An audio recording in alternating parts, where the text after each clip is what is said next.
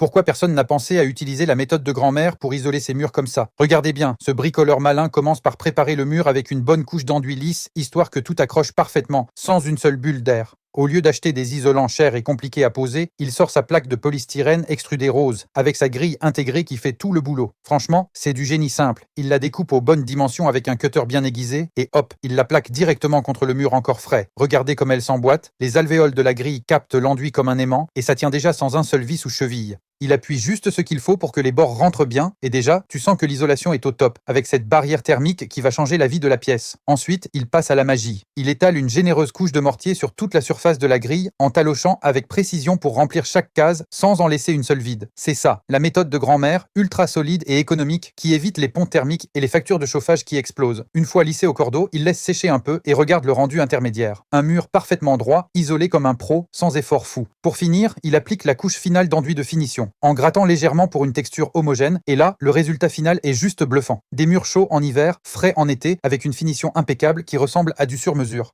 Ce mec, c'est pas juste un bricoleur, c'est un vrai héritier des astuces. Vous entendez? Et franchement, pourquoi on n'en parle pas plus?